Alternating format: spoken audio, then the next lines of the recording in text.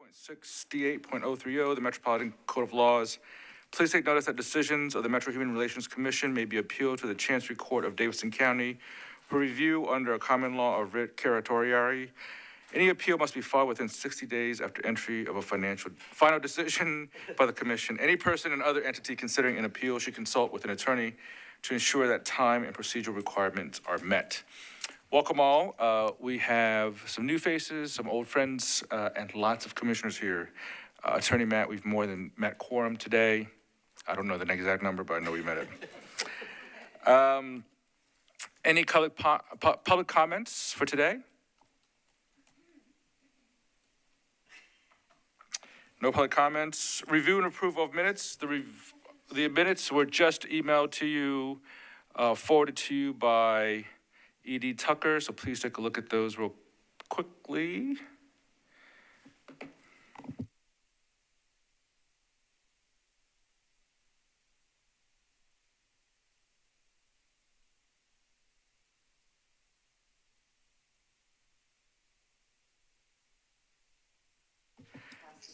Yeah, I think we're gonna roll the minutes for the meetings into the next month, because we cannot access them right now.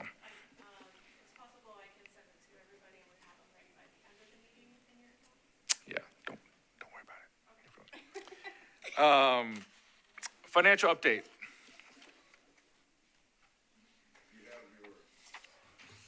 You have your sheet in your package, and I'll answer any questions. This is like the first quarter of the fiscal year.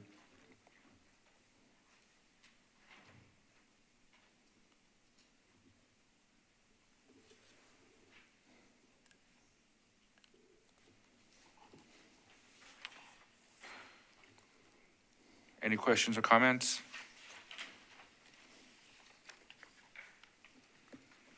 Nothing spectacular, nothing interesting per se. Okay. Moving on to old business, staffing. Crystal, if you're listening, I just want you to know that we're falling apart without you here, so. I second that. E.D. Tucker, you want to brief us on staffing, please? Yes, I have one more person to introduce to you, and she'll tell you a little bit about herself. Brenda Perez, she is our new public information coordinator. There's an I and an O and a C, and I get them all confused, so. Sure. Brenda Perez. Hi, everyone. I know I've met a few of you before, but my name is Brenda Perez de la Peña, my full government name. She, her, ella pronoun, so I am the new public information coordinator. I've been in Nashville for over 23 years now, so most of my adult life has been here, and I've worked in all types of organizations that involved with human rights, from labor to immigration, from farm workers to interfaith dialogue, and all sorts of things. So excited to be a part of the MHRC team and to get all of our communications and all of our external things all tidied up and be a stronger service to the community. Thank you. Welcome on board, Brenda. It's great to have you here. And you have better transportation decisions than E.D. Tucker, but we'll get to that later. Okay. Procurement standards and standards board nominations. Yes, you should have received the app from Raheem Buford.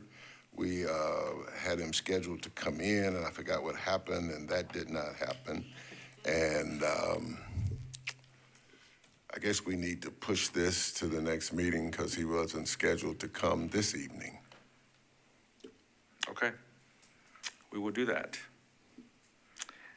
There's a new agenda item that is not on the agenda that is of old business. Ashley Batchelder, an old friend of ours, is here to speak on behalf of the Arts Commission. Welcome back.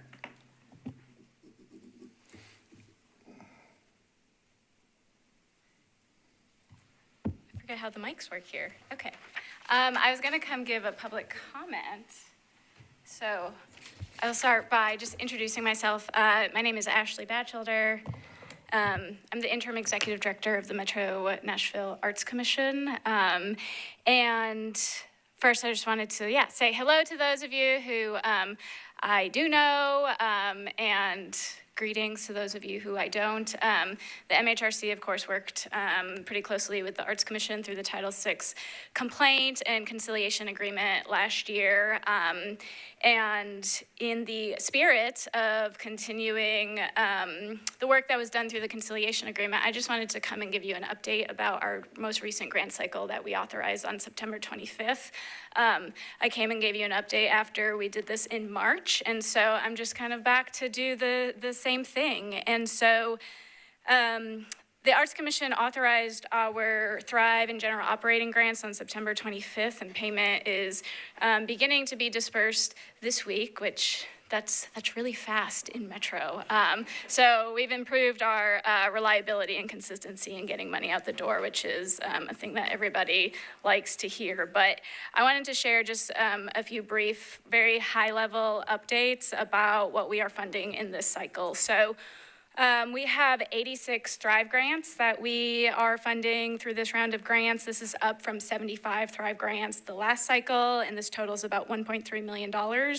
Of those 86 Thrive grants, 58 of them are first-time recipients of the Thrive grant. So we did a lot of outreach to reach folks and encourage them to apply and make this grant accessible to people that had not received it in the past. So we're really proud of that. And then in our addition to our Thrive grants, we are supporting 79 arts organizations totaling $1.9 million. And of those 79, 9 of those are first-time applicants this cycle. And collectively, these outcomes do continue to support and exceed the policy goals that were put in place in 2022 under previous leadership of the Arts Commission that was really focused on supporting the Thrive program and supporting smaller organizations. And so the way that we have done that is by allocating 40% of our total grant budget to the Thrive program. Just 4 years ago, it was only 6% of the total grants budget. So we've maintained that 40% to Thrive 2 cycles in a row now. And this year on our operating side, which is for our arts organizations of all disciplines, all sizes, all types of work, we built a funding formula that weighted a higher percentage of our budget to smaller, medium, mid-sized organizations. So just really prioritizing smaller organizations, continuing to fund organizations of all sizes and types, but providing a little bit more support to those on the smaller end. And so one other thing that I just want to highlight is that we've really brought greater parity in our award sizes and really closed the gap between our largest awards and awards that everyone else was getting. So just 3 years ago, the largest grant was $187,000. This year, our largest grant was $46,000. And so by bringing those largest awards down, we've redistributed those funds into the Thrive program and through the smaller grants. So we've brought our smaller grants up by bringing our largest ones down. So we no longer have this very large gap in the award sizes. And then I just wanted to let you know that we have continued our commitment to community engagement. Throughout this year, I have held public office hours. We've done a series of report back meetings every time we do a grant cycle so we can answer any questions about our policy, our outcomes. We've done several community meetings, surveys. We have our monthly artist meetup through our coffee talks. There's just been a variety of reliable and consistent community engagement opportunities for anybody who wants to learn more about our work or how they can plug in. And those are the updates. I think that we are incredibly proud of the turnaround that we've had this year. This is not the same old Metro Arts that a lot of previous complaints have been lodged over the years, not only last year, but we've really focused on strengthening our internal operations, our external communications engagement, and continuing to focus on equitable distribution of funds. And so that was just the update that I wanted to share with you all. You were a very important part of how we have got here and what our grant programs look like now. I did not prepare any handouts for you or anything because I was just going to do a brief public comment, but I'm always happy to share more if you have questions. I have two questions. Yes. Because I came in at the very tail end. With the Thrive grant, is there a limit of how many years someone can participate in that grant specifically? That's not in the guidelines right now, so no. Okay. And there's not in either program. And then with the differentiation on the operating grants, and you were talking about how the equation weighted smaller organizations versus larger organizations, is there a piece of the equation that takes into account like the amount of people that are reached through the performances? So like an individual can be a very small organization and maybe 10 people see their piece of work, where a larger organization is going to be seen by thousands. Is that taken into account in that equation? That is not. It's part of the changes that were put in place about 3 years ago that just established, we call it a flat funding formula. So it's the grant amount is based solely on a mathematical formula based on your budget size. In the past, it was different where different variables went into calculating those award amounts, but in the current way that it is structured, it's not. We do ask those kinds of questions on closeout reports and when we're evaluating the impact of our work, but it doesn't go into on the front end of determining award sizes. Okay. I don't really have a question, just a comment to say how pleased I am with how this has come about and so quickly. I was especially pleased to hear about the parity, but really about the community engagement, which I think was a huge gap in the commission's work, the Arts Commission's work before. So congratulations. Thank you for all your work. Really pleased. Yes.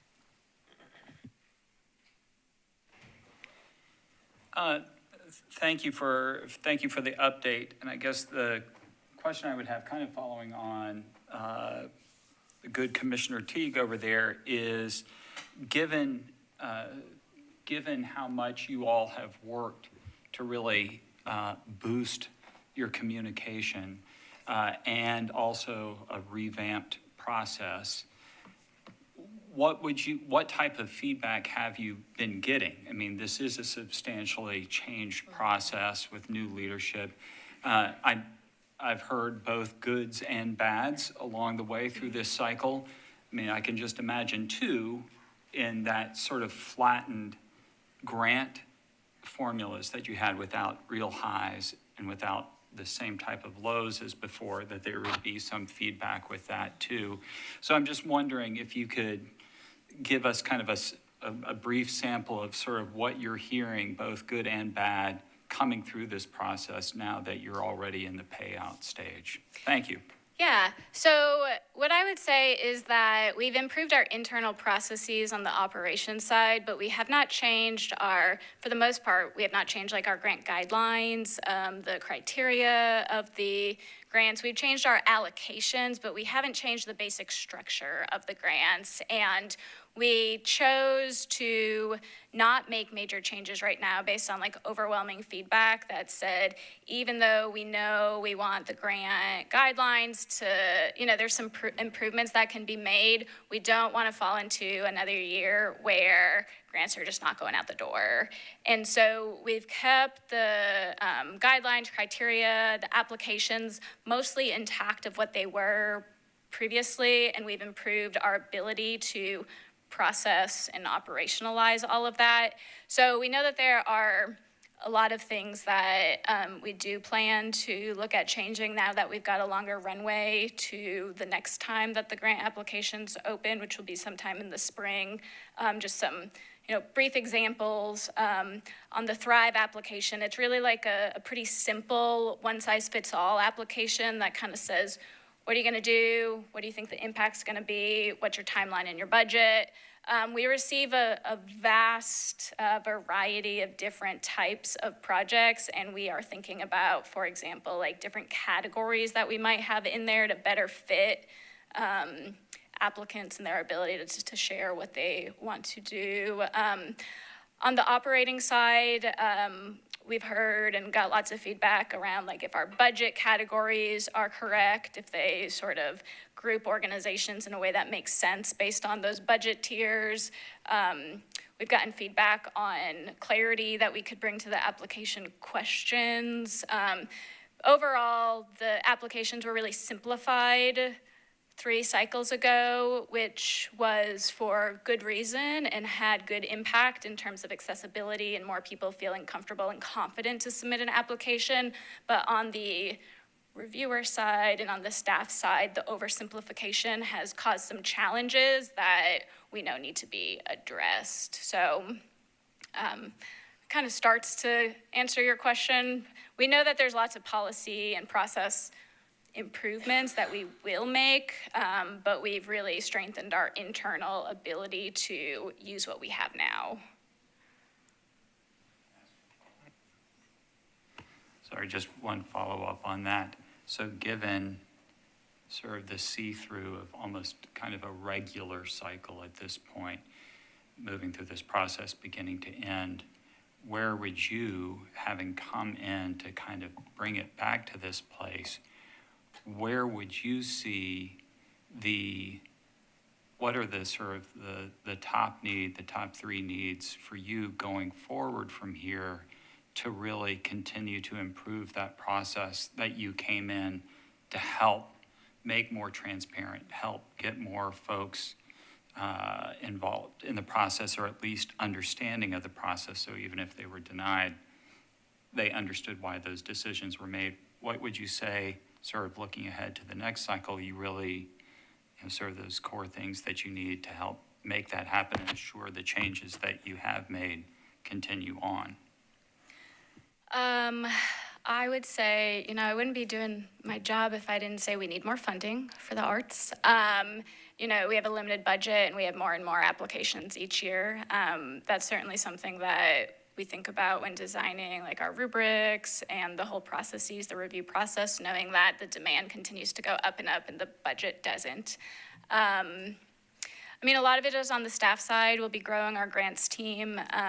We're in the interview process for somebody who will lead this whole process that I'll have on board by January. And then we've got an additional position that will be coming on board shortly after that will support. So we are building internally on the staff side to continue to deliver on what we say we are going to deliver. And I would say, the community's continued willingness to engage with Metro Arts. I think that we've shown this year that we really do want to hear from everybody by offering a variety of different communication options, in-person, virtual. We give our phone numbers to anybody. I have been hearing from people who have strong opinions about things that could be better, and I want to continue to do that.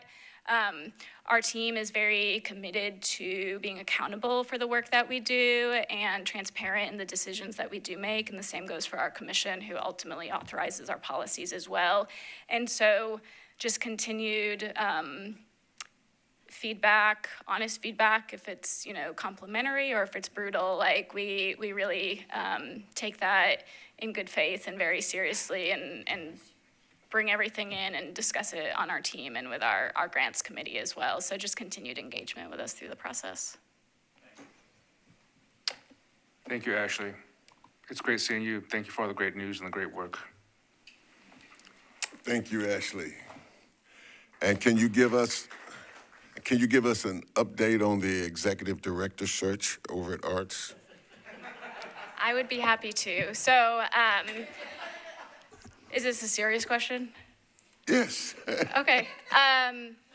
just so they all know. Yes. No, I did. I am the interim executive director. We are planning to do a search. I'm not going to give you a date, but early in the new calendar year, we believe that The unstable executive leadership of the department means that we really have to make a right choice and move through a process that has great intention and care and discernment in order to do that. And so we're working with a facilitator right now with our staff and commission on a 1 to 3 year kind of plan, vision, so that we have shared expectations about what we are looking for in the next director, and so that it's really clear what that first year of work is going to look like, so that we move through an interview and recruitment process that will have a good outcome. And so I don't have a date when we are starting that, but that's why we're taking our time doing it, because I'm very committed to there being a good outcome for the next director and bringing alignment to our organization, both on the staff and the board side, in order to get that. So early in the new calendar year. All right, it's already November. Good question, Davey. Thank you. Thank you. Moving on to new business, MHRC sponsorships. E.D. Tucker. Yes, MHRC has been sponsoring for years 7 events that celebrate Nashville, Tennessee, United for Human Rights, the Tennessee Food Summit, Martin Luther King Week, the Poet Laureate, sponsored by Southern Word, Music City Iftar with the Faith and Culture Center, and Internash, which is the festival by Turk.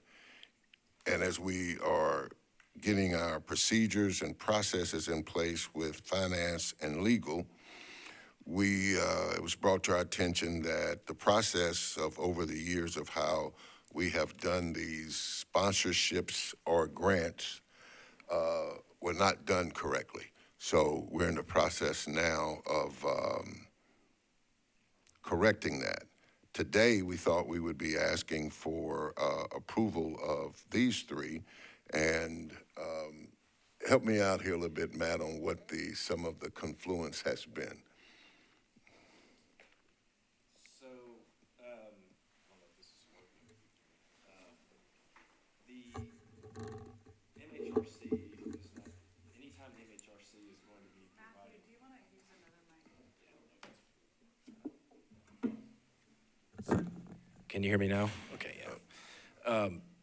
When the MHRC is providing funding to an entity outside of Metro, that requires that those funds be appropriated for that purpose. And the MHRC does not have the independent authority under the code to do that. So it has to have Metro Council approval anytime it's doing an appropriation of funds like that. So that's what we're working through right now. And the 3 grants that are on your agenda today, I believe there's still some outstanding documents that we haven't received back yet. So I think that's why they might not be ready for approval just yet. Yep, so that's where we are with those this evening. I have a question. When we're looking at the grant applications, are we going to be given a rubric as to what we're looking for in order to make decisions on accepting the grant? Well, normally we're approached by individuals who say, hey, we're doing such, and the other. Could you sponsor us? And what we do is we look and see how it aligns with our mission. And from then, that decision is made. About these 7, MHRC's been given them in excess of 6 years, so they were giving them well before I got here.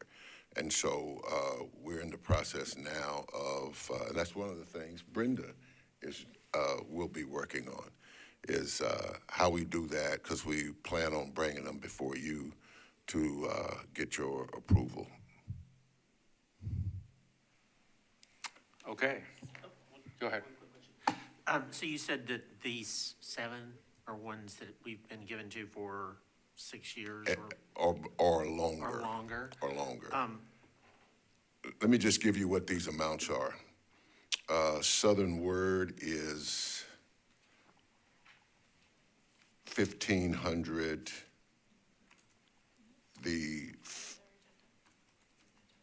Oh, okay. They said it's actually in the agenda. I was looking on another. Yes, 1,500 for the Youth Poet Laureate, 1,500 for the Tennessee Food Summit, and 1,200 for the International Human Rights Day event. And that is 1,200, and that's to cover the catering. That's actually a interesting point that we've been going back and forth over now, is whether or not, since we're just buying the food, whether or not do we need to even do a resolution in that we're buying the food, so it's an in-kind, and we'll just see where that shakes out at as Matt tells us what we can and can't do. So I guess my question was, so we've been doing these same 6 organizations. How do other organizations come in to where these are just not the ones that we do year after year after year after year, that we're diversifying and making sure that we are reaching different constituencies and different communities with these grant opportunities as well? Well, as we draw up these policies and procedures that we will ultimately submit to you to approve also, we'll add something in there about the whole submission part and try to cover all those bases. So I'm sure at some point, Mr. Chair, your executive committee or something, as we get something on paper, we'll give to you and y'all can run it through the draft before you pass it out to the full commission so we can see what that's going to be. Okay, we'd be happy to do that, not a problem. So Attorney Matt, we're waiting for you for December. Commissioners, please come back. There's great numbers. December's a big month. Last of 2024. We'll vote on this and the minutes. 2025, I'm sorry. Seriously, I'm skipping years already. Don't make us redo this year. You're right. Okay. All right. Next up is another friend of the MHRC, former chair, Mary Abulfazi, with Stand Up Nashville. Hey, everybody. It's great to be back home. I'm glad so many faces are still here. Thank you for inviting me in to talk about housing. And I know y'all have been talking about this for a while, so I hope to give you a new little flair for it in this presentation. Before I get going into what many of my colleagues and friends call a hyper wonky, nerdy description of the problem and solution, I just want to step back for just a moment. And I'm looking at time, it's 4:37, Ben, so I don't know if that changes things. Just looking, I want to step back and say that as I've delved into this year, and I'm by no means an expert, I've come to it with all the different angles that people look at a housing crisis in Nashville, and a national one and a global one. And there are your thinker talkers that are saying, oh, this is a supply side, we just don't have enough numbers. There are people that want a whole system changed, et cetera, et cetera. I'm gonna give you kind of a mix of all of that. I will just say, I don't know, for everybody that's been sitting around here for a while, if you remember, I think it was in 13, we were told we need like 10,000 more units or we're not gonna have enough housing. And then I think it was like 2018, that went up to about 30,000. And then the next one was like 50. And recently this year, the United Housing Strategy, which I think you guys have heard from, it said 90,000. So clearly we are not addressing this problem. We're just creating, and you know, we need reports that just say, oh, it got worse over the last year. And so I'm thinking, why don't we introduce a paradigm shift? Why don't we think about why is this not getting solved with our typical levers? So that's what I'm here to talk to you about. Like, let's step back and say, why isn't this getting solved? So I'm not going to be a panacea gal. I'm never going to say this is the one-stop thing. You just have to, put this in your veins once and you're fine. Like that's not what I'm going to give you. I'm going to give you a solution in a toolbox that might get us there faster. So for those of us that have been here, we know that skyline, and that's how it's changed. I say the problem is housing is too expensive, and so many have left and are leaving. And yes, that is the problem. We don't have housing for folks that work here, full stop. And we've got to figure that out. Housing development over the last 20 years has been skewed towards those with higher incomes. That is a result of sort of a market-driven approach where it's like, I've got to make a certain profit, no shame in that game. Honestly, I'm not here to say, damn developers or anything. There's got to be some profit there. And therefore, I've got to build for a certain income class, and I'm going to build it for this. And then if y'all remember or have been told, back in June, we learned from the Tennessean that there was about 4,500 luxury apartments downtown that were empty. I don't have an update at where those are at right now, but I can't imagine that those were filled. Meanwhile, we have this huge crisis. So these are some of the problems. Affordable housing production is uncoordinated and subject to the private market. Again, so the private market is going to decide how it's going to create housing, and it creates for who it creates. And a lot of the rest of us are left out. Also, our affordable housing, as you know, happens on a bunch of different boards: MDHA, Barnes Trust, et cetera, et cetera. Affordable housing developers are their own community that use a whole slew of funding to make that happen, and that's largely outside of any planning or any thought that comes in any a coordinated effort. Affordable housing tools. So as I got into this very deeply, I started to realize, how does affordable housing even happen? And if you really want a deep dive on that, we have a Housing Finance 201 video that is extremely helpful. And only reason I encourage people to watch that is that at this point, since we have largely lost this fight for the number of housing that we need, it is, I think, very important to become schooled and have the vocabulary and language to discuss these things at a more sophisticated level if we're going to fight for them. So I would, if you're into it, please, I'll be happy to share that with Crystal, and you guys can watch that. So anyways, we have a bunch of tools on how you do affordable housing. It's grants, it's tax abatements, it's all kinds of things. They're imperfect, and we'll talk a little bit about that. There's one big thing called the Low Income Housing Tax Credit. It comes from the Federal Department of the HUD, Housing, whatever department. Thank you. That's where all the affordable housing credits come from. So you have major affordable housing developers. They're national typically. You rarely have just like a local affordable housing developer. The reason for that, I've deduced, is that there is a lot of not just bureaucracy, there are a lot of barriers, legal barriers. This tax credit thing is quite a convoluted system, and it requires expertise that is hard to get. And once you get, you've made a big investment, and you're going to stay in that market. And so it's just it's a big upfront cost, a big barrier to entry. So once you get it, you're you gotta go to scale. And so that is the way that we do affordable housing. Again, more of that in that training if you're interested. I'll get into it a little bit. Bottom line, the profit motive of private development means that human costs aren't really considered when selling, managing, or retiring units. We have a lot of people at Stand Up that come and they're like, our buildings are not being taken care of, right?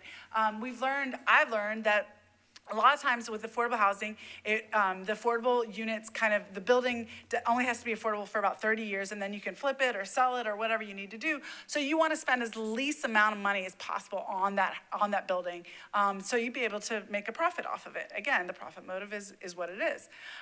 Capitalism is to accumulate capital, right? That's the point. Well, what if we do something else? What if we think about housing not as a way to accumulate wealth, but as a way to house? I know that sounds like, okay, duh, but I'm not trying to be cute by that. I'm just saying housing has become and is in a very important role for developing wealth for generations. I'm not discounting that. It's very important, but we're not getting enough, and people are really being carved out. So social housing is kind of one of those solutions. You rethink the purpose and method of securing housing. Instead of I'm going to get this thing so I can build my wealth, so I can and I'm going to get a profit off of it. You think about it like, how do I get people to live in housing year to year, reliably, depending on it, without crazy rent hikes, without crazy need for moving, eviction lawyers, all this stuff. How do I create sort of continuity in housing for people? And then the question that we've come across is this notion of mixed city. Mixed city is this idea that if we are mixed in our diversity, if we're mixed in our incomes, if we're mixed in our social status, whatever, it is good for society. It is good for us. It is nourishing and it's helpful, and it's also really good for housing. And you put public land in there and you get something like permanent affordability. So that's what we're going to talk about. Social housing is that idea. It's the idea of mixity. It's the idea of making permanently affordable. And in the modern American sense, it looks like that. Now, you could go to Vienna, where they've done this for 100 years. 60% of their housing in Vienna is public housing. It is social housing. But here, let me talk about how we would do this in the real world here in America. There's a place in Montgomery County in Maryland. If y'all have been to Chevy Chase, they have a building very similar to this. It is mixed. So you have 20% of the building that is affordable, and you have 80% of the building that is market rate. Does that make sense? Okay. We do that here, but I'll tell you what's different. So the 80% is cross-subsidizing the 20%. You have permanently affordable because you do it on city public land, and you have eventually city ownership completely. That's the flip. You can make it permanently affordable by putting a community land trust under it, but you could also make it permanently affordable by just making it on city public land that never can go to the market. Does that make sense? Okay, I don't want to put you all to sleep, so I'm just going to keep going. Oh, the other innovation here that they've done in Montgomery County and a lot of other cities is they've issued bonds and had a housing production fund. That money goes out to build. Let me fast forward here and I'll show you what it looks like. That money, so how does it work? City issues municipal bonds. The bonds are loaned to the low-cost construction loan to a developer. The developer uses it to build it. It completes it. It pays the loan back. The fund is replenished, and boom, you go out again and you do another building. This is like ideal, and it's if you can structure the deal really well. Montgomery County's done this really, really well. They've got 2 buildings up of like 400 and 300 units, and they've got about 3 others starting already. So they replenish really fast. What else did I want to tell you about that? So yeah, and the buildings are of nice amenities. So one of the things that we've heard is like sometimes housing authorities do mixed income, but they don't actually build for the high market rate units. They just build for the mixed part, and people don't want to pay market rate at those buildings. So you need all the amenities. You need the yoga gym, you need the pool, and everyone is worthy of having that in this model. So funds are reused. Why permanently affordable in Nashville? If y'all remember this, you've felt this, it's gone like that over the last 15 years, 157% increase in rents. When you have permanently affordable, you're just increasing by like maintenance of the building, but you're not going up thousands and 500s and 200s and 300s every year. So people can actually rent for a long period. That is not something we kind of know about a lot, I feel like, in Nashville. I experienced a version of this. Again, this is not the same thing. I experienced a rent control apartment in DC. It was really revolutionary for my life as a young professional.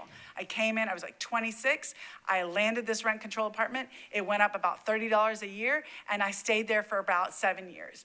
Those kinds of things for our young people even, and for anybody, for a single mom, et cetera, can be very pivotal in changing the trajectory of your life. Right now in Nashville, we honestly don't offer that for young people, or for anyone.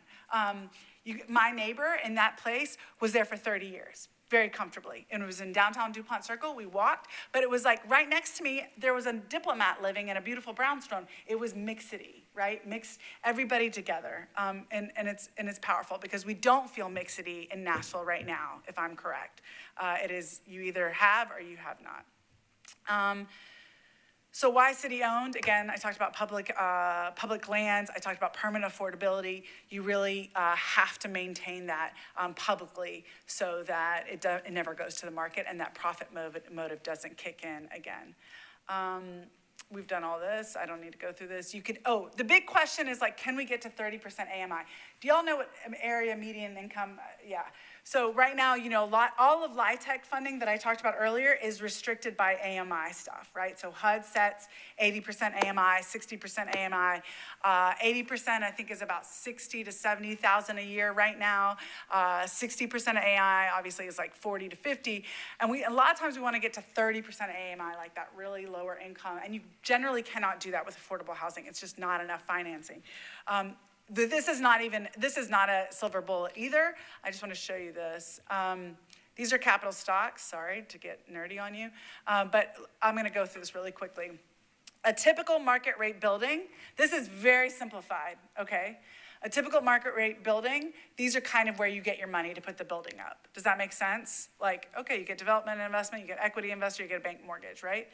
An affordable housing building, you get all these credits, you're seeing that, right? That's how you put that money together. Notice they all have the same totals. Social housing, you do this. You get rid of all that stuff and you get public investment into the building. And you get to keep the building and keep it permanently affordable. So I think that's... Go back over that. You did that a little too. It is very fast. I stole this from the training that we did from Power Switch Action, so there's a lot more to say about it, but yes, tell me.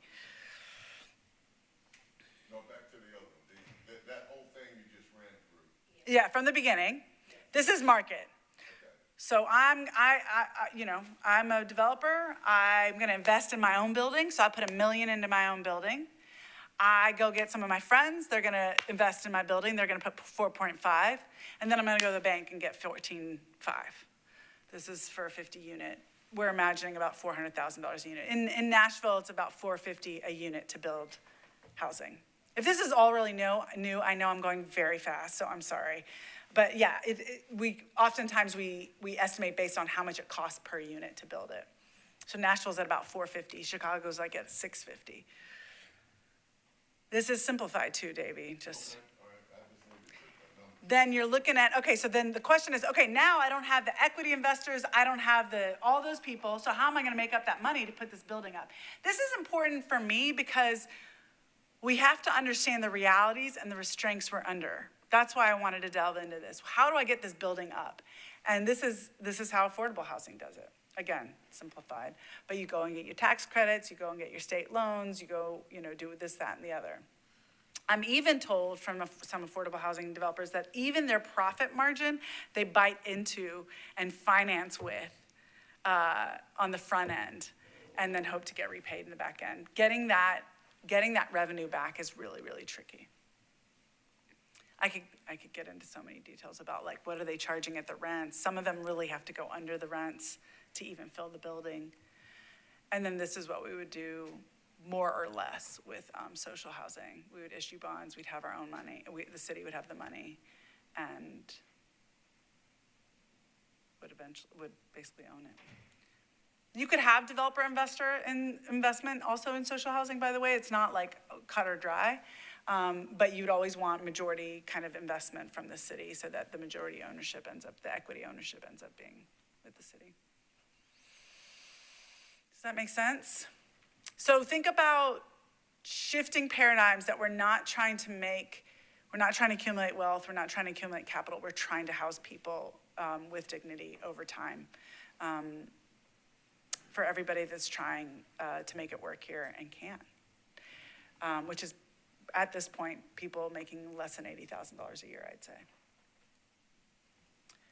Those vacant lots downtown that I saw were at like 2,500, and they still haven't yet even though they might be sitting on them for a year, they have not brought those rents down and prefer to give incentives at the front end, a month or 2 or 3 free, than to lower those rents because it'll mess up sort of the way that they got funding to do it. Yeah.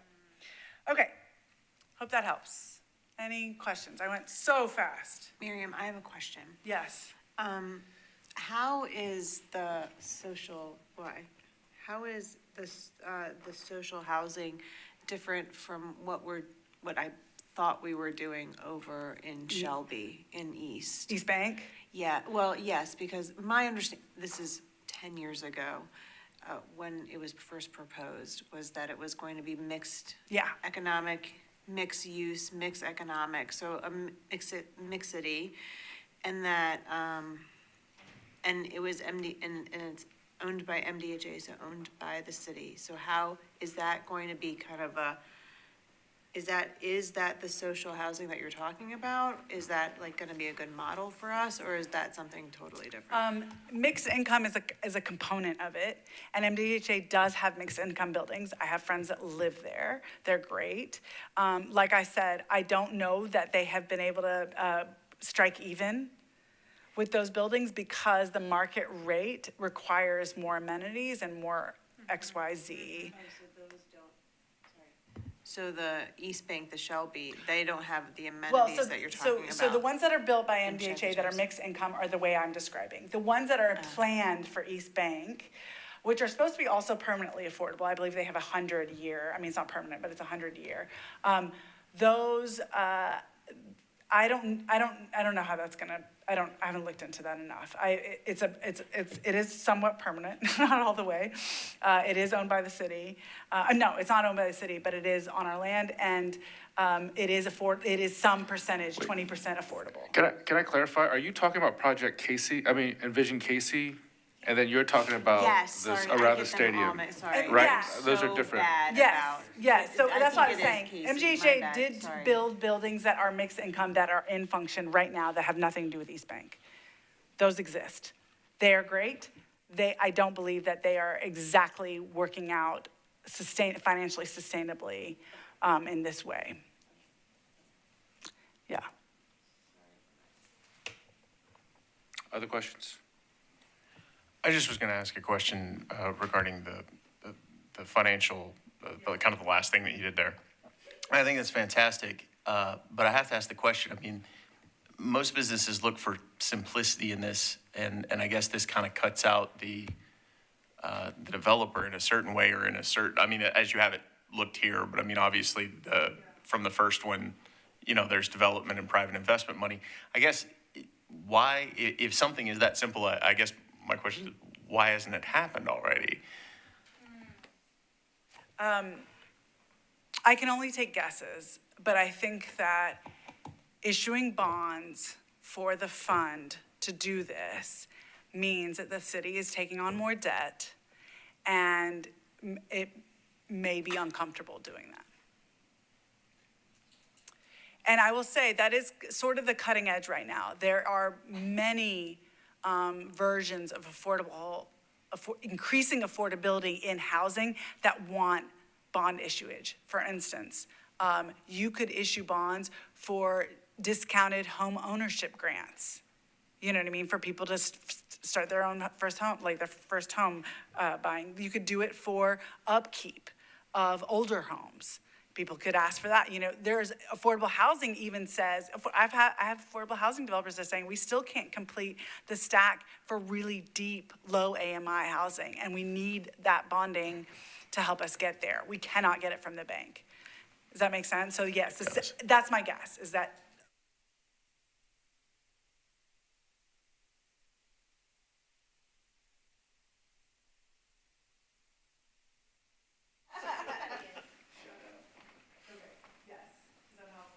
It does.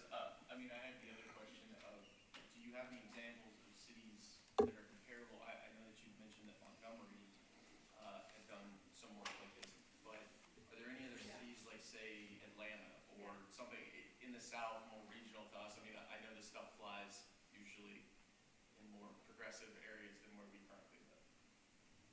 okay. Surprisingly, Chattanooga's ahead of us right now on this. I don't think your mic is on. Mine's working. Yes, mine's working. Oh, there you go. Mine is, no. Just Oh, need- see, now mine's working just too. needed you to touch You just it. had to come out here. Chattanooga started this I guess about a year ago. I'm going to get the facts wrong. So, and they have issued a $20 million bond, and they're ready to go with, I believe, project plans. Yeah. And they're at that stage. They have no building, no ground has been broken yet, but they are significantly further than us. Also, Charlene Oliver brought a bill last year that allows for this to happen. So that was like, we can issue bonds for housing. Also Senator Garden Hire from Chattanooga also brought a bill that was like, you can do voluntary incentives. So this is, this is happening in Chattanooga, it's happening in Atlanta, happening in Chicago, in Minnesota, in Michigan, almost everywhere. So it sounds like it's just political will. Yes. Okay. But I also feel like there's an education component of this, of just like knowing what it is, that it's an option. Absolutely. It doesn't solve all your problems. If you saw, like, I'm not getting anywhere close to this frickin', where it says this 90,000 need? I don't know if I have it here, but one building is 400 units. You can, with $100 million of a fund, you can get like about 1,500 to 2,000 units. But then you get to hopefully replenish that and go out again and go out again. It's not the whole building, it's 20% of the building. I mean, to be real about it, but it is a really interesting, long-term, the housing I lived in DuPont Circle was started 50 years before that, and I was benefiting from it. So it just requires courage and seeding an idea that somebody 50 years down the road will benefit. Yeah, just paying it forward. Yeah, exactly. Thank you. I just had a quick question. I heard you say 20 million for Chattanooga. Yeah. That seems like a drop in the bucket. It is. So I was just curious, like, is that also just a very fledgling, brand new kind of concept for them as well? Like, that they're just now starting? I mean, how many units would 20 million even produce? Okay, so that's a really good point. Even when I say 100 million, you still have to go after other financing. Like, this is wild. I mean, it just seems like $1 million. It's not. And so you do have to get like mezzanine financing. You might even get some of these grants. I mean, you do still have to build your stack. So they probably are using that with other stuff. And they're, I don't know, I'm guessing a 50-unit building, a 10-unit, 30-unit building. I mean. So I was just, one more thing, following that. I was thinking, this sounds like something that would require a whole committee of folks that just run these kinds of grants and get things up and going, because individual folks can't even think about handling this type of legal. They don't have a Matt lawyer. Excellent question, Amy. So I'll give you an update on where this is in our city. So last spring, Stand Up Nashville advocated for a $100 million bond, housing production bond. At the same time, Nashville People's Budget was advocating for basically an office to be set up to start this process of social housing. The compromise they came up with finance and council is a $100,000 study of social housing. I know. And so we, as a coalition, wrote a letter to the mayor, Davidson, that letter, where we were like, we would like the study to include X, Y, Z, and the process to be X, Y, Z, and for this to come out by this time, ideally by the budget, so that we can move on this. That has not happened. We're trying to find out why and what the barriers are and help and support and guide as we can. But yes, it's above all of our pay grades, and that's not the point. The point is just for us to know it, to demand it, to want it, to know what it is. And yeah, it requires some heavy skills in terms of packaging these deals, getting them ready, the bonding, all of that. Yes. Let me move around. Oh, Sorry, I'm having a back and forth. I have a question. Has Stand Up Nashville had any conversations with Matt Wilshire and Pathway Lending? Is that like a model program that he's started, or I just heard a little bit about it, and I just don't know how that fits into what you were talking. Yeah, thank you for asking that. I was at Pathway, I think last week, for their affordable housing. They have like a group, they meet in the mornings at like 8 a.m. or something. I went over there, but Matt wasn't there, and we haven't been able to, we're playing a lot of phone tag. We haven't been able to connect. This is not in their portfolio or what they're focused on right now, and they have plenty of really valuable things they're working, like this sort of upkeep of homes that are kind of aging. But I would love to bring them along, because I think it will take all of us. The UHS Executive Council, which is a council of folks that are supposed to help with the housing strategy, is a bunch of folks like Matt and other developers, Josh Hastins, all these people. I've met with some of them. Hal Cato came to our social housing event at Dozen Bakery. So really trying to build some, some coalition almost around everybody. I mean, everybody wants the bonds for their projects, obviously, but I think really thinking about how this could benefit all of us. So yeah, thank you for asking. This is less of a question for you than something to put back to the rest of the commissioners. Just while we're talking about this, I've been thinking a lot about wage numbers recently, as a matter of fact, because I'm that type of gal who thinks about wage numbers and median incomes and stuff like that. But you had mentioned $80,000 as a sort of a target minimum threshold for, or a minimum threshold for the type of affordable housing that you're describing.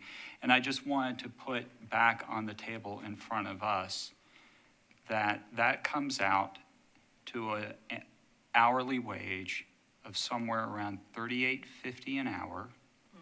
The median income for this area is $24.29 for Tennessee.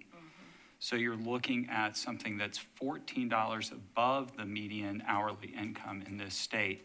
And it takes getting to the 80th percentile of average income in this area to get to something that's just over 38, over that $80,000 a year threshold.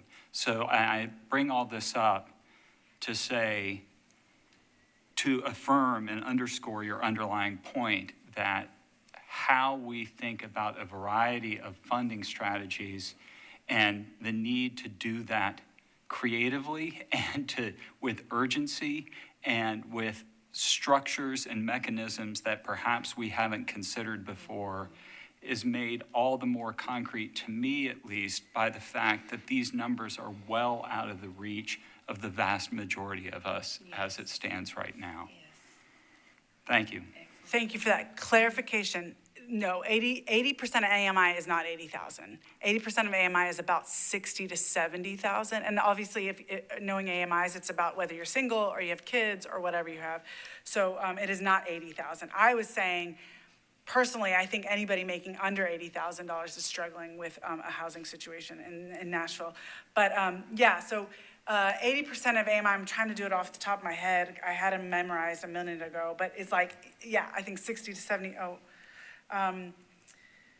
And we would like to, typically in social housing, you can go from 60 AMI and lower. You can go 80 to 60% of AMI. So what does that mean? Like somebody makes $60,000 to someone who makes $40,000, maybe getting into 30. But again, that all is like if you can provide the financing to get that project done. I wanted to pull that up so y'all know. Okay, one person, 60% is $48,240. Two persons is $55,000. This is the 60% AMI level. And then it goes on, 4 persons, 68. And then very low is 30% is 24,000, 27,000. Yeah, all these, nobody can pay, it's either 50 or 60% of your rent if you're at those levels, even with the discounted HUD rates. And we would love to get out of those rates, and you might be able to if you don't have any HUD funding. That would be another hill to climb. But yeah, it's around 1,700, 1,500, which is still very high. If you make 40,000, 50,000 a year, which majority do. Sorry.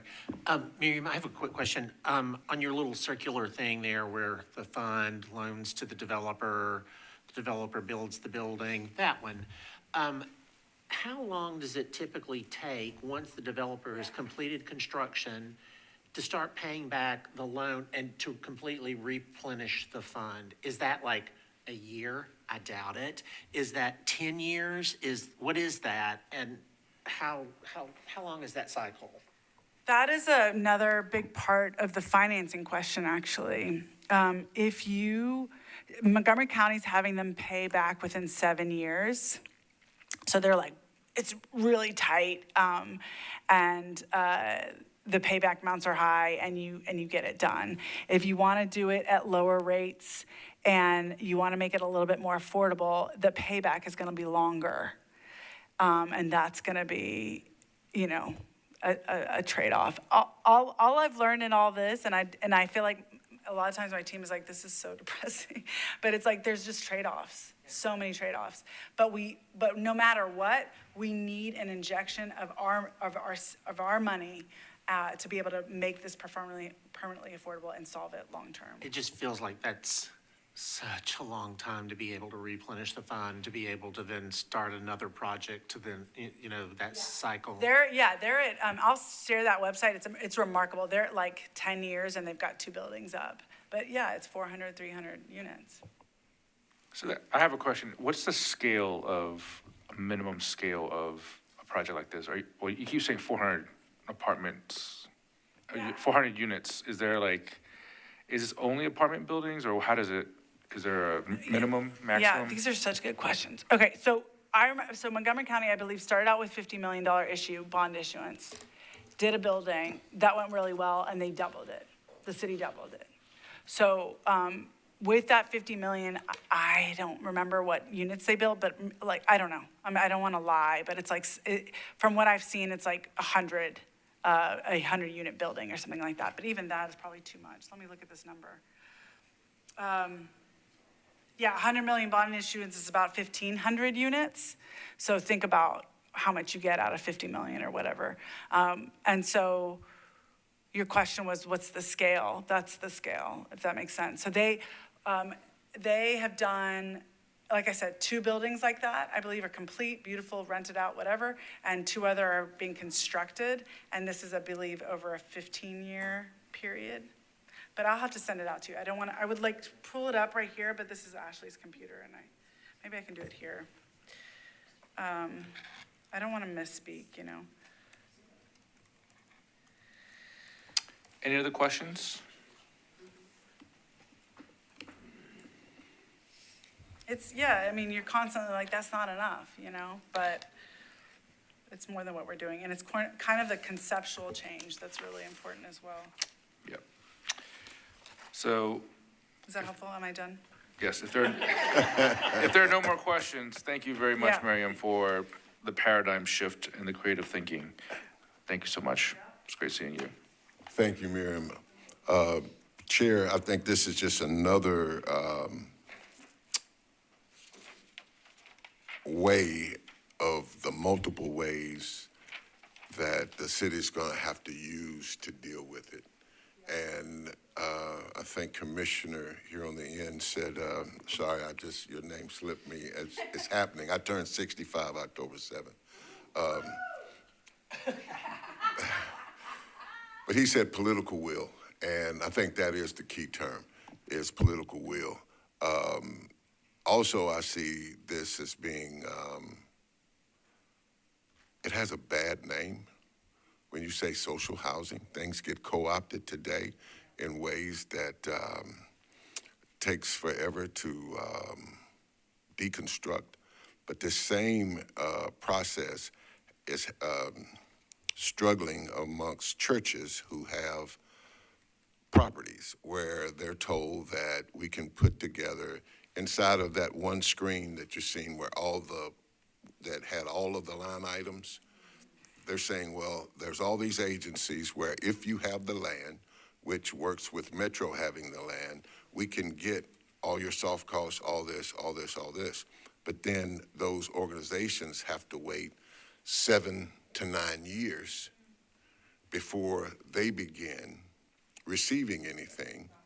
And then it builds slowly over time until the original piece is paid off, which makes it awful hard because inside of that, you have this maintenance number that's just added to it. So sometimes the church wants to take on the maintenance of it and, maybe we can get in under that can be or whatever. But what ends up happening over how some of them have been able to be assessed 5, 6, 7, 8 years out is deferred maintenance starts to stack up.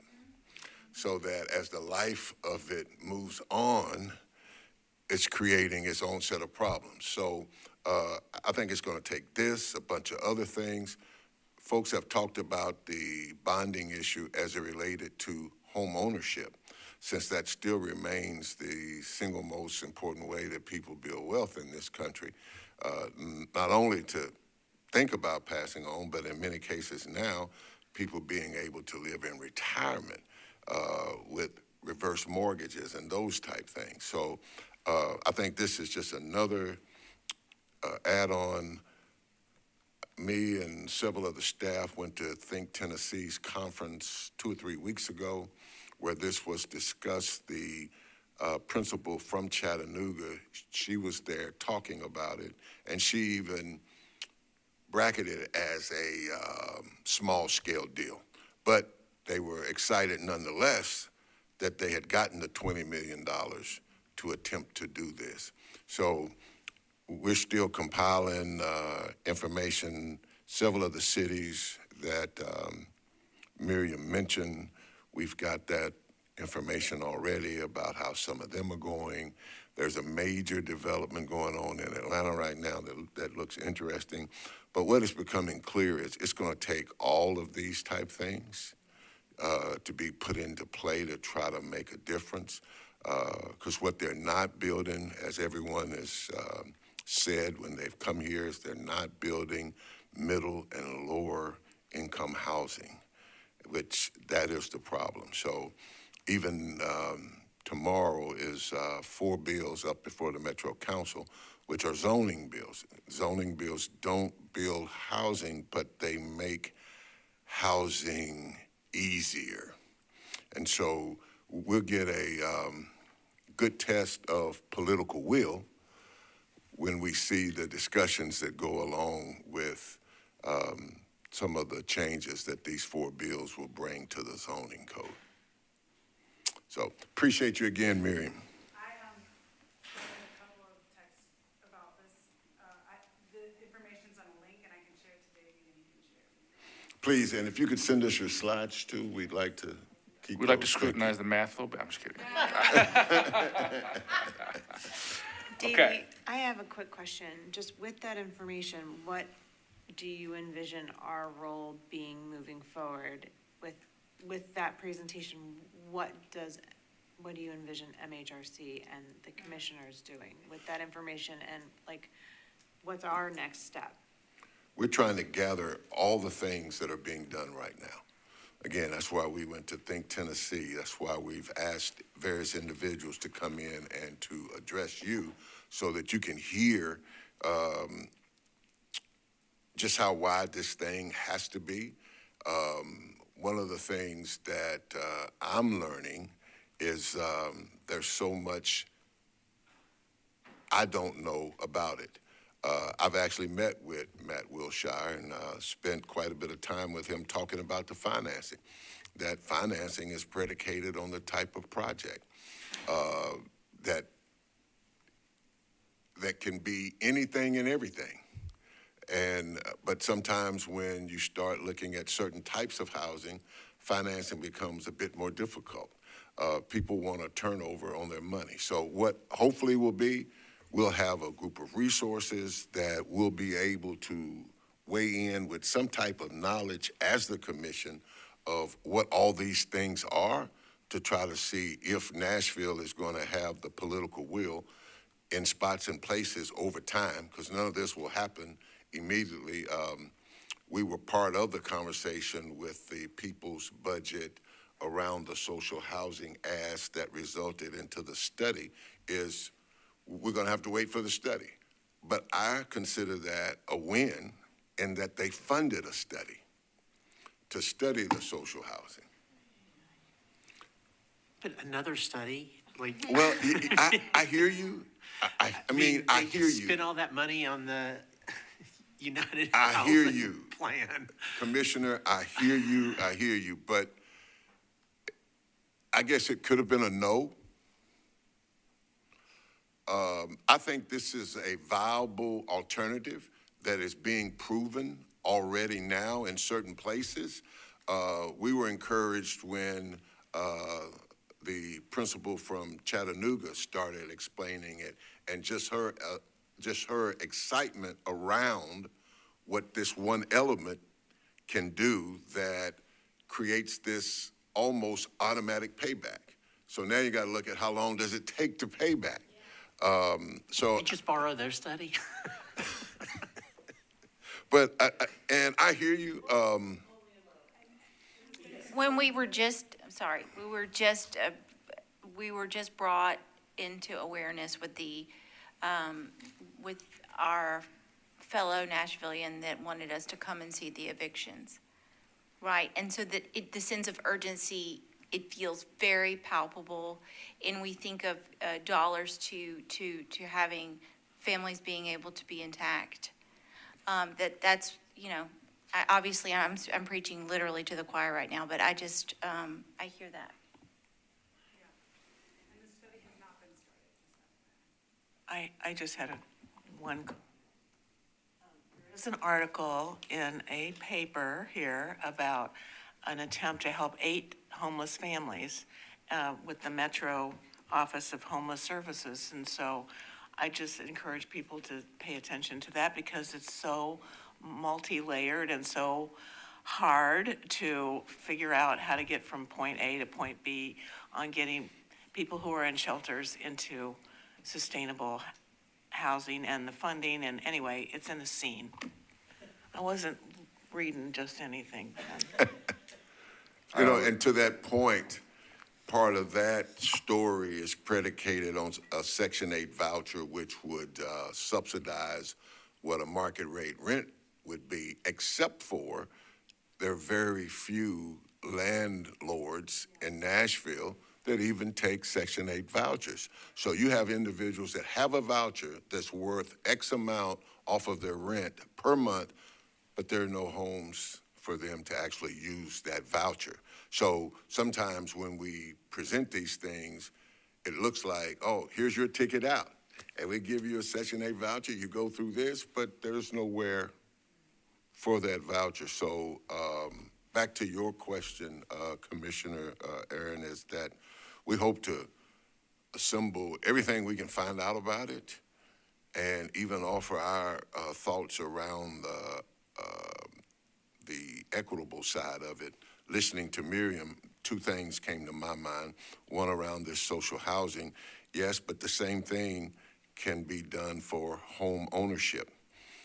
And then there's this halfway step that they have called shared equity, that a person shares the equity in the home and some nonprofit holds the other half that allows them to get into a home. But it doesn't preclude, if there was the political will, for, as some banks do in certain areas that they call community development zones, that there are special things done to create home ownership opportunities. I think it's going to take all these different type ways, and I think that the city's going to have to get comfortable with some of these novel ways of investing in the people to keep them here. Yes, and approach. I mean, but this is what I'm. Can you turn your mic? Commissioner Coleman, the thing that I feel like this whole process has forced me to try to ramp up quickly in a subject in which I'll admit I didn't have a lot of knowledge coming in. And the thing that I keep on thinking about is that I think at the beginning of this, and I think others were probably well ahead of me on this learning curve already, but that it's sort of like, well, here's our solution, right? The one thing or the one or two things.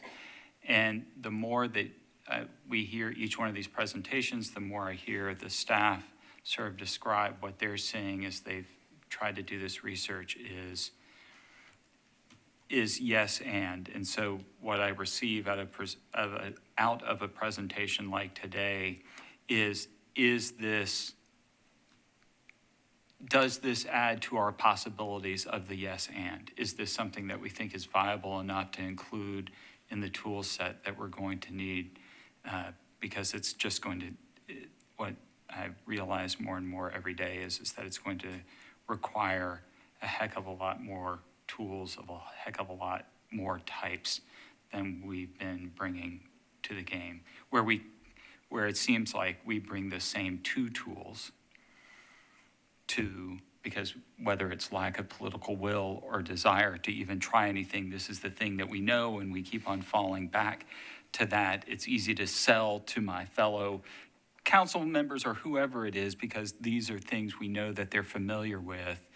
I think we had, one of the things that we're really getting the advantage of here is learning about this variety of tools in a way that helps us understand the possibilities of more that we're going to need to adequately be able to take on the problem that we're currently facing. So I appreciate the way that you phrased that question, Commissioner Coleman, because it makes me just think about how we're just, how we need to bring more to what we're doing in this arena. And the more we're diving into it, the larger and more unwielding it's becoming. It's starting to show up as 3 or 4 things. You have the financing, you have the developer, but then you have the property. And all of those float and go around multiple kind of ways. When you have private property, when you have institutional property, when you have nonprofit property, when you have government property. Who develops it? Is it a nonprofit developer? And all of a sudden, I'm dizzy. And so we're just trying to, first of all, educate ourselves as much as possible, gather what's happening now, and then try to see what that's going to turn into. But I appreciate the conversation, because for us to talk about it in public does a lot for ideas to make them real and to make them manifest. And we will keep talking about it. We will gather lots of bibliographies, Aaron, one of the many things that I can do, and we'll move on. So thank you, Miriam, and thank you all. Moving on to announcements. Mr. Chair, if I could make one Yes. announcement, and then I'll give that to you to make the announcement. As you all are aware, the SNAP benefits cut off. Now they said that they're going to fund half of them, but they still may be late. And so we still have people here that to miss their SNAP allotments can be really devastating. Just a couple things that the mayor's office is doing that I really want to lift up is they're providing food boxes for Metro employees, because there are Metro employees who get SNAP benefits every month. They also have a thing with, if you present a SNAP card at the farmer's market and purchase $100, you'll get a $100 credit to be able to end up with $200. That's actually a pretty positive thing, in that people normally on SNAP, lower socioeconomic situations, eat a whole lot of ultra-processed foods. But here's a way at farmer's market, if you spend $100, that you'll be able to get $200. And there's also another initiative that asked us to either donate funds or food items to Second Harvest Food Bank. Being a child that was raised on food stamps, back when they were actually food stamps, they came in the booklet, and they were different denominations. That I was not the oldest, but I was the one who was required to do the grocery shopping, and figured out how to buy cigarettes by, they gave you back actual change, so I'd make multiple purchases. The point that I'm making, Dr. Charlton, is anything we can do as individuals to help offset someone's potential suffering through this, because if you're on SNAP, you're in trouble anyway. And to have lived through it, I know for me, this is a time that anything we can do to be of assistance to the folk around us would be huge. So I just need to say that out loud. And I'm really, again, saying I'm grateful that the mayor's given so much of his own effort to publicly getting out, trying to be a part of this. And I say thank you to him for that. Yes. There's also, this may seem far afield, but a lot of people who have pets also will go hungry themselves to feed their pets. And Metro, a lot of people don't know, we have a pet pantry. And so if anybody needs pet assistance, cat litter, cat food, dog food, things of that nature, you can actually email pethelp.macc@nashville.gov and get assistance from the pet pantry as well. Thank you. Thank you. I didn't know we had a pet pantry, but okay. So I just think, too, all that stuff out. stating the obvious, I just think that this is really highlighting the magnitude of food insecurity in this country, that I don't think people realized how far-reaching and how pervasive it really truly is, and it's tragic. It's cruel and tragic what's happening.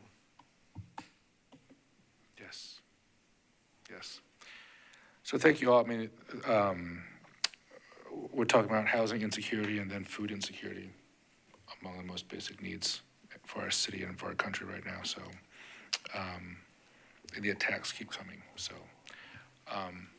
the other announcements, Brenda? Sure. So we just have two kind of events coming up. We are restarting the No Hate on My Plate kind of dinner. I'm excited to share our next one is going to be the 13th of November with the Remix Way at the Center for Contemplative Justice in West Nashville. And the invitation goes out to commissioners if you're able to join us. Yeah, we're excited to partner with them. Then the next event they want to share about is the second annual Friendsgiving. We have it on the calendar for the 20th of November. It's going to be at the Farmers Market. And we are kind of claiming the goal of this event to bring kind of all the facilitators of the No Hate on My Plate dinner series to like kind of come together to share some reflections and kind of double down on that commitment. So we're excited about that. We have some speakers that are soon going to be announced. But again, we encourage you to register and to share with your networks. And I believe that's it. And the theme this year that I think is really apropos that I want to thank Brenda for helping us work through is Courageous Welcome. What is that? What does that look like? What does that mean to do a courageous welcome, particularly in light of how things are right now and our normal tendency to move toward our nuclear family and situation when we feel threatened. But I don't know, I think we may need to challenge ourselves and maybe this city toward what does it look like to move out of that in a courageous way to provide a welcome. So we're looking to have another great time. Last year's was a success. We've added a few more seats, and we hope you can join us on the 20th at Farmers Market. Please do come. It's a great event. It's a great community event where people come and break bread together. So with that said, any other announcements? I just want to ask Brenda, are you sending us something that we can forward to get people involved? Like, Yes. just a quick, okay. Yes, I can send like the link and a recap. That'd be and great. all of those things. And I got the group email now. And do we have like the information that you gave out that either Metro or the mayor's office is putting out that we can help spread the word to somehow? Like That we around can the, forward. like for the SNAP benefits and food, yes, I can forward that as well. Just while I have most of you all in front of me, I just want to offer thanks to my fellow commissioners, to the staff in helping bring a final draft of the letter for National Coming Out Day, as well as LGBTQ History Month. I appreciate everyone's feedback and comments. It certainly came out stronger for that. and is very much appreciated. As you may have seen, that was shared through MHRC socials, and then on National Coming Out Day itself, I was actually at 4 different events that day, offering copies of that letter and versions of that statement, Nashville Black Pride, as well as Photographers for Social Justice event, a play that was being presented about lesbian life in New York City in the 50s, and then a human rights campaign event that evening as well, and offered copies of the letter to each of those bodies. It was received well, and I will have to say that really one of the most moving was at Nashville Black Pride, where we were able to get folks from about 8 different organizations to read each a section of the letter, including the former chair of this body, Dr. Marissa Richmond, who also participated in that event. So again, thank you all for your help with that, and I think we were really able to make a public and affirming statement with that. So thank you each and all. Thank you, Commissioner Johnson, for guiding us and leading us in that effort. Thank you very much for doing that. It's great to see everyone. Good work. Can I get a motion? This is the only motion to adjourn the meeting. Second. Motion. Any nays? Any abstentions? All yeas. Thank you very much. Good night.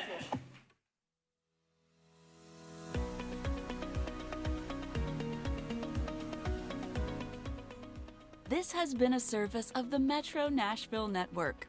If you would like to see this presentation again, or for more information on this and other programs, visit nashville.gov.